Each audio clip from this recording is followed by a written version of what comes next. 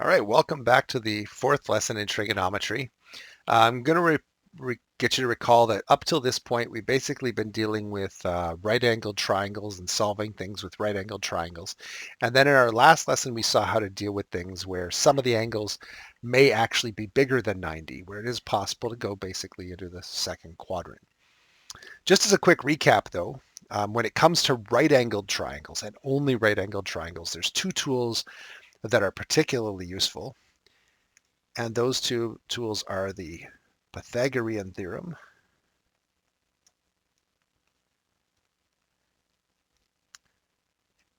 and SOHCAHTOA. We can solve a lot of a lot of problems with just those two tools, but unfortunately they only apply to right-angled triangles. So if we don't have right-angled triangles, we have to go to what is called the sine law and the cosine law. But I cannot emphasize this enough. Do not go to use those tools if you have a right-angled triangle. They will work, but they will take 5 times longer to do. SOHCAHTOA and Pythagorean theorem are quick and easy. They're very simple equations. The sine and cosine laws are a little bit longer. They do work with 90-degree angles in them, but not particularly well. Okay, so the first law that we're going to look at is the sine law. And it's not just a coincidence we're looking at it first. This is the one that you're going to want to use first, if at all possible. We'll talk about the conditions you can use it as, but it is the easier of the two laws to use. So it is definitely the one that we would prefer to solve with if we can. So I've just done a generic triangle down there, and it really doesn't matter what kind of triangle it is, whether it's equilateral or isosceles or some weird thing. Any three sides, any three angles that total up to 180 will work just fine. And I've labeled the sides and angles A, B, and C. And as you recall from the previous lessons, we always do the angles as capitals and the side across from them as a lowercase, as a matching pair. So we have a capital A and a lowercase a, and then similarly we have a B and a little b, and a C and a little c. Okay. If we have the formula, now this is what the rule looks like, or this one, and it looks nastier than it really is. Really what it's saying is it doesn't matter which two of the three you use. If you have the A's and B's, use just the A and B parts. So use something like this, and then ignore this piece. Likewise, if you have B and C, you could ignore this piece. So you're not going to use the whole thing at once. You're just going to use any two of them. It doesn't matter which two. Now, the reason that there's two different versions of it, and if you think about this, you know it's true. If an equation is equal, the two sides are the same thing, just in different forms, then turning both sides upside down, it'll still be equal. So usually we choose to use this version here on the left when we have unknown side lengths, the lowercase a, b's, or c's, because then our answer is already isolated on the top. And if we have an unknown angle, we tend to use this version because then the unknown is again on the top of the equation instead of the bottom, and it makes it a little bit nicer. But let's actually see how this works. I left some room here just for the sake of keeping this lesson relatively short, and I know most people honestly don't really care. You can prove that this equation works, like you can derive this equation, and the basic idea, which I will just kind of super quickly show, is that any random triangle can be broken into two right-angled triangles, and you can figure out that if you call this middle part x, and then you still have the a, b's, and c's around it, you can plug in a bunch of numbers and you'll basically derive the equation for the sine law. If you're interested in that, just Google derive sine law equation and you'll see the exact same thing, but you don't need to know it. It's not going to be on the test. You don't need to memorize it. It's just an interest sake thing if you happen to be interested in where that came from. Now, in order for the sine law rule to work, we have to have what's known as an angle side pair. So basically, we have to know both of the A's or both of the B's or both of the C's. It doesn't matter which, but we have to have one. So that's the first thing we're going to look for. Sorry, that's let me rephrase that. That's the second thing we're going to look for. The first thing we're going to look for in our triangles, let's just take a look at those three, is are they right-angled triangles? And I think very quickly we can see that none of them are. So then the second question will be, do I have an angle side pair? So in this one here, x is what we're looking for. Its pair is the angle 75, which means we need one of the other two pairs. Now, this one's actually, I'm kind of starting off with the trick question. I would have an angle side pair with 42 if I had a number there, but I don't. And similarly, I would have an angle side pair if I had that side and that angle, which I don't. However, I can solve for one of those two things really easily without using any special rules. And that has to do with that angle up there. It's because I know the other two angles in the triangle. So I know that whatever I call that one, well, either way, it's going to be 180 minus 75 minus 42. I'm not even going to give it variables. 180 minus 75 minus 42 is 63 degrees. So I can really quickly find out that that's 63 degrees. And now I have an angle side pair. So this is one pair with an unknown in it and one pair that is known fully. So then I just set it up. Again, x is a side length, and so I'll use the side length on the top. So all I'll do is say is that x over sine 75 equals side length 22 over sine of 63. From there, I can get x by itself by just multiplying both sides by sine 75.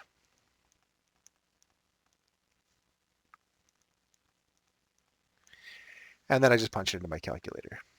22 times the sine of 75 divided by the sine of 63 equals, and my calculator says 23.8 something, but we'll round that to 23.8. And then finally, I'm going to look at my calculator, look at my diagram and see if that kind of makes sense. One observation I'm going to make is when you've got the three angles in the triangle like this, the smallest angle will be across from the smallest side, and the largest angle will be across from the largest side. So x is across from the middle angle. X is across from the largest angle. 22 is across from the middle angle, so the x should be bigger than 22, and sure enough, 23.8 seems to work. Okay, second one. We have an angle side pair with our unknown. Again, we don't have both of those values, but we have the one we want. And as it turns out, we don't need the third angle because we do have an angle side pair here between those two. So we have one known angle side pair and one angle side pair with our desired unknown in it. Again, I'm trying to find an unknown side length, so I'm going to do the side length on the top version. So x over sine 50 equals 12 over sine 62. And you know what, just this time, before I even touch my calculator, I'm going to notice that 12 is across from 62. 50 is a smaller angle, so x should be smaller than 12. So I don't know how much smaller, but x should be smaller than 12. Let's see what happens. Multiply both sides by sine 50.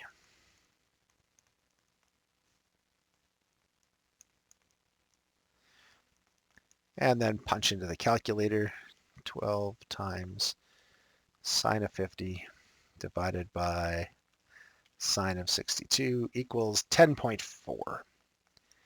And as predicted, yeah, it's smaller than the 12. Okay, the final one. Do we have angle side pairs? Well, we want to know this theta, but we don't have anything across from it. What do we have? let's see what we do have. I have an angle side pair here with two knowns, and that means that I could get an angle side pair with an unknown. I'm going to call it something different. I don't care what we call it. I like to use Greek letters for unknown angles, so I'm going to call it alpha. Now, solving for alpha isn't what I actually got asked to do. I got asked to solve for theta, but if I have two of the three angles in the triangle, then I can find the third one relatively easily. So that's what I'm going to do. Now, this time I have an unknown angle, alpha, so I'm going to do that part on the top. Sine alpha over 7 equals sine 112 over 10. All right, multiply both sides by 7.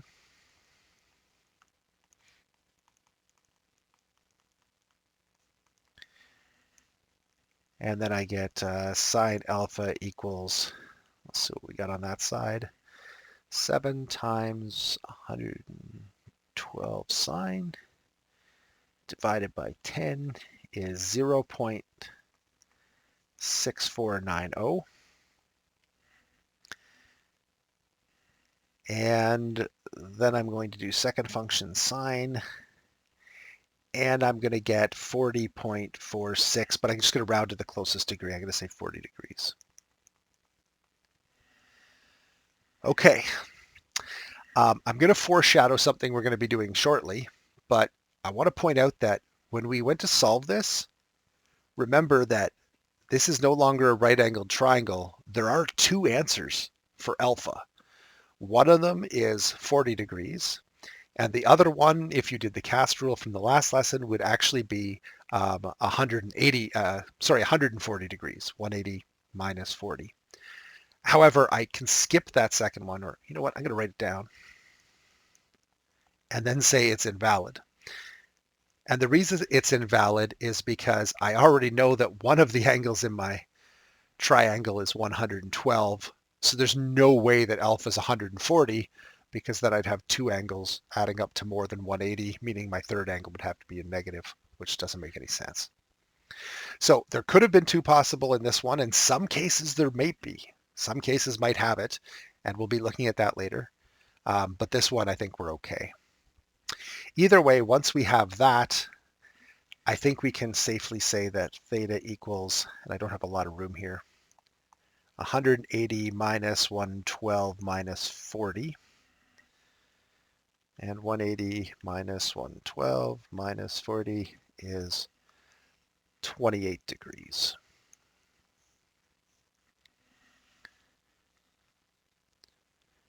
All right, so those were about as tricky as these get, honestly. The first one, we had to find the missing angle to get the angle side pair that we knew. The second one worked out kind of nicely. And the third one, we couldn't find the angle directly because it had no partner at all, and we had two unknowns. But we did find an angle side pair that worked, and then basically went from there. All right, that was the sine law. The cosine law, again, I just used a generic triangle down here, and it's going to be written as a squared equals b squared plus c squared minus 2bc cos a. I know it's easy to say, not that I've been practicing it for years, but I want to tell you that the a, b, and c are arbitrarily rotatable. The only thing that's really important here is that you remember that regardless of what variables you call these, the lone letter at the side there is the same letter as the cos of angle. That's all you need to know, is that the two things at the very ends have to be the same letter. The other two side lengths, B and C, are the ones that appear there. So what that means is if you rearrange this, you could get, for instance, b squared equals a squared plus c squared minus 2ac cos b. Again, first letter and last letter are the same, and then these other two letters are the two letters in front there. And similarly, you could write down c squared equals a squared plus b squared minus 2ab cos c. That letter and that letter are the same. These two letters appear in both places. Okay, so the last thing I want to show you here before I move on, and I don't want you to give it too much thought, but if you punch in the cos of 90 into your calculator, you'll notice that it's 0. So here's a neat thing. If C happened to be, and I know the diagram definitely makes it look like that's not true, but if C was a right angle, then essentially what happens is this part would go away and you'd be left with that, which probably looks familiar. And that's the Pythagorean theorem. That's the Pythagorean theorem if angle C is 90 degrees.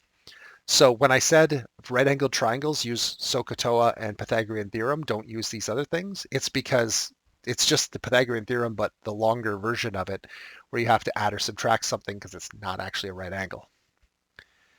But either way, I just thought that was interesting to point out. Okay, so let's just try to use this cosine law. And again, if you think of it in terms of the variables, A, B, and C, you're probably going to confuse yourself. So let's just try to do this. Okay. So what I'm going to notice here is that I've got a D that I'm looking for there, and I know that that's the angle across from it.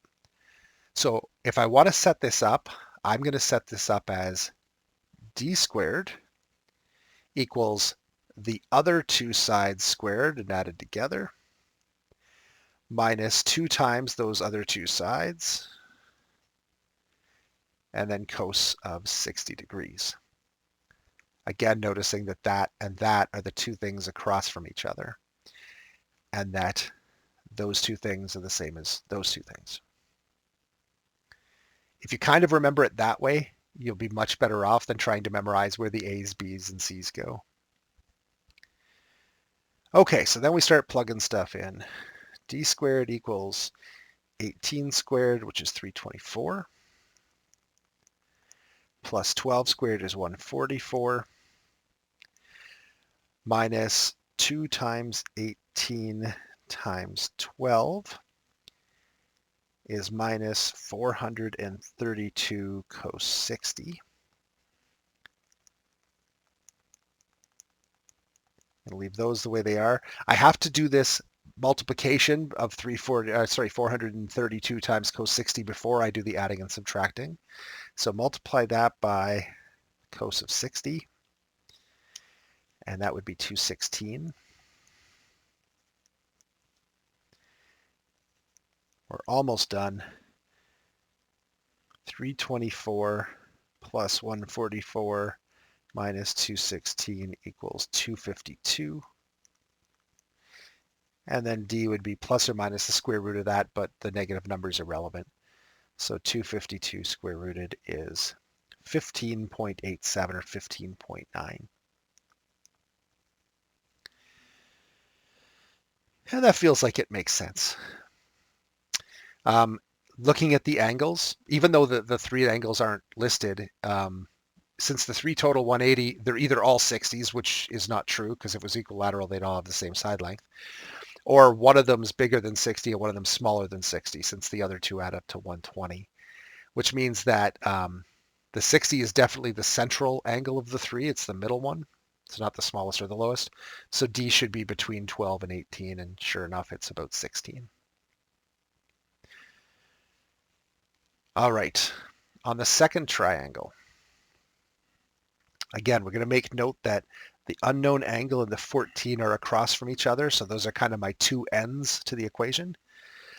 So in this case, it's 14 squared equals the other two, 12 squared plus 18 squared,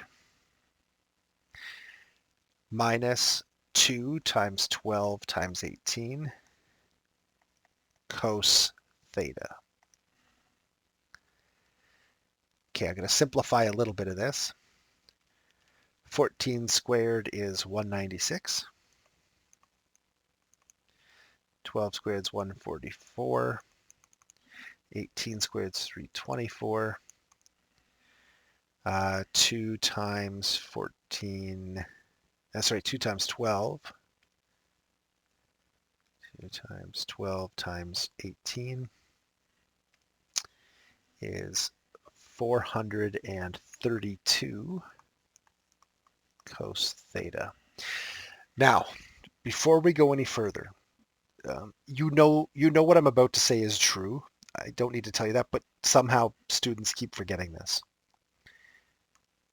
BEDMAS says these have to be multiplied together before you do the additions and the subtractions. You cannot add and subtract these three numbers and then multiply by cos theta. That is a big BEDMAS no-no. Think of them as like terms where the cos theta is the x. You can't say 2x plus, 2 plus 3 plus 5x is 10x. Like you can't put unlike terms together. So we have to make sure we don't do that. What we can do though is the 144 plus 324 is 468 minus 432 cos theta. And then what I'm going to do is just subtract that from both sides. So 196 minus 468 is negative 272.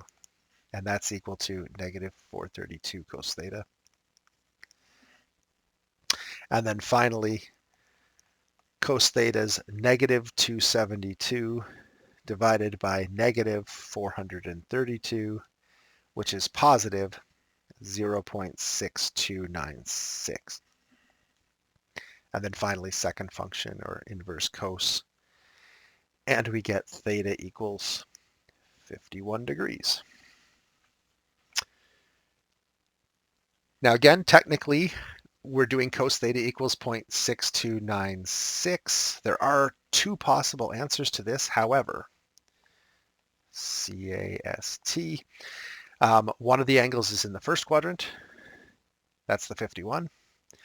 The other place where cos is positive is in the fourth quadrant, but that would mean that our angle would be over 270 degrees, and obviously that's not true, so 51 is the only angle that matters. Turns out the only time that we're going to really get this multi-angle thing coming up is with the sine law. Cosine law won't yield that problem. Okay, so let's try one more. In this case, we're given two of the three angles and asked to find D. You might want to pause the video and try this one for a second and see how it goes. It might be a little frustrating at first, but I want you to play with the rules and see if you can get it. When you either think you got the answer or you're not sure what to do, come back and play it again, and then I'll take it up. But I would like you to stop and try it on your own. Okay, whether you stop the video there or not, I'm going to keep going. So here's what I want to do. I want to how do I use the cosine law here? This is a tricky one. Until it occurs to me that I should not be jumping to the cosine law if I don't have to. If it's right angled, I would be using Pythagorean theorem or SOHCAHTOA. It's not. The next thing I should try is the sine law. And the sine law would work if I had a side angle pair with my unknown that I'm trying to solve for and a side angle pair with those two things, which unfortunately I don't know those, except that I do know how to find that angle in there because it's just going to be 180 minus 40 minus 25. And that's 115 degrees. So jumping to the cosine law is a big mistake on this one. It's a lot faster and easier to recognize that sine law is applicable and use the sine law. Okay, with D being the unknown, I'm going to put D on the top over sine 25. And then for my other pair, I'm going to put the side length on top over the sine of 115. Multiply both sides by sine 25. Throw that all into my calculator. 18 times sine of 25 divided by, ooh, I think I threw one too many ones there. Sine of 115 equals, let me get rid of one of the extra ones there. There we go, sine 115. And that should give me d equals 8.4. And again, looking at my diagram, this is a very long 18. This one's definitely shorter. Yeah, 8.4 seems at least reasonable. Okay, so the moral of the story. When you've got a triangle and you're trying to solve something, first thing you do is you check to see if it's right angled. If it is, Pythagorean theorem, SOHCAHTOA. If it's not, try to find an angle side pair with the unknown and an angle side pair with both values known. Or if you can find those, that would be ideal too. But if they can do those, use the sine law. It's easier than the cosine law. If everything else fails, jump to the cosine law. And just remember that the general format is that the first and the last parts are the two that are the same letter. One's a side length, one's an angle. And that the other two sides are the two pieces in the middle. Okay, that really is about it. So there's some practice problems for you here to try. It doesn't tell you which law to use. You have to figure out which law to use. I will give you a clue. None of them are right angled, so at least I don't think any of them. Oh, wait. Oh, crap. I gave away the secret there. One of them's a right angle. Use the appropriate laws. Solve each of the questions. Answers are at the bottom. Check them. If you're not sure what you're doing wrong, assuming you are getting them wrong, I actually hope you get them right. But if you get them wrong, let me know and I'll try to help you out. All right, we'll see you in the next lesson, which also happens to be the last lesson of the unit. Have a great day.